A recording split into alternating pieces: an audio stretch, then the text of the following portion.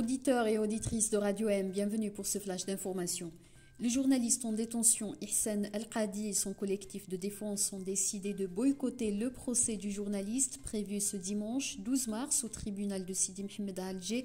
Ihsan Al-Qadi devra observer le silence pendant son procès.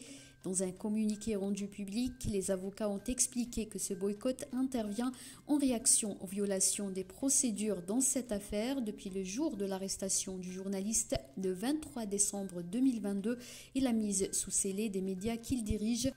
Ils estiment que les droits d'Ihsan Al-Qadi en tant qu'accusé n'ont pas été respectés, notamment après les propos tenus par le chef de l'État l'accusant d'informateur. Les avocats considèrent ces propos comme une violation de la présomption d'innocence du journaliste en détention préventive depuis plus de 2 mois. De son côté, le collectif international d'avocats qui s'est constitué pour défendre Ihsan Al-Qadi a affirmé dans un communiqué qu'Ihsan Al-Qadi est poursuivi, je cite, en représailles de ses opinions politiques.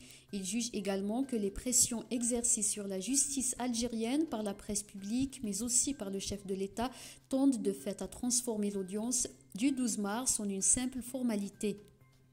S'appuyant sur les révélations de son collectif national d'avocats lors de la conférence de presse du 4 mars, le collectif international considère que les conditions sont loin d'être réunies pour un procès équitable qui garantisse les droits du journaliste tels que stipulés dans la législation algérienne et les conventions internationales ratifiées par l'Algérie.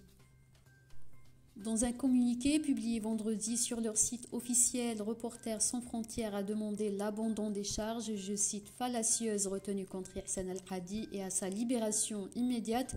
RSF considère dans son communiqué que le procès du journaliste est vide.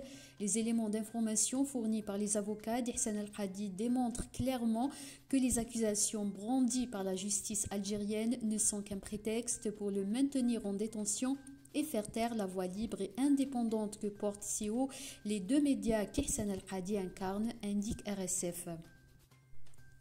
La militante politique Amira Bouraoui, reçue sur France 24, a encore une fois nié l'implication des personnes arrêtées dans le cadre de l'affaire de sa sortie illégale du pays. Je suis triste parce que des innocents soient mis en prison alors qu'ils n'ont rien à voir dans cette affaire, a-t-elle indiqué, avant d'ajouter que personne n'était au courant de son plan de quitter le pays, même pas le journaliste Mustafa Benjama.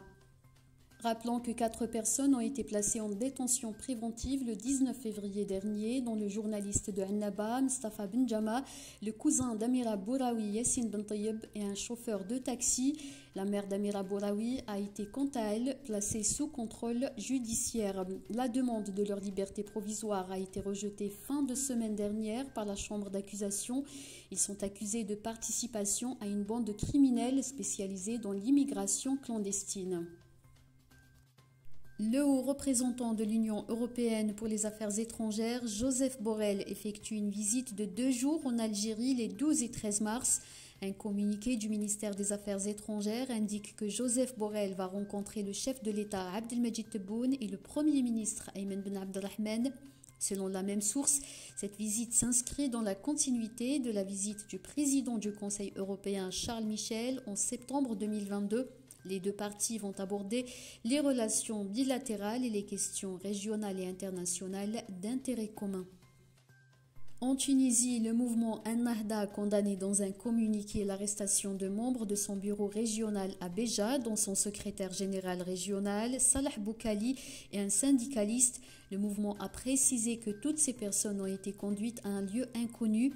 Le mouvement Ennahda a condamné des arrestations arbitraires, estimant qu'il s'agit, je cite, de manœuvres visant à barrer la route aux activités programmées du Front de Salut National dans la région de Béja et le reste des régions.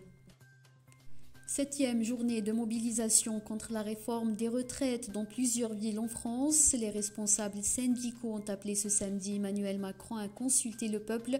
La réforme des retraites vise à porter l'âge de départ à la retraite de 62 à 64 ans.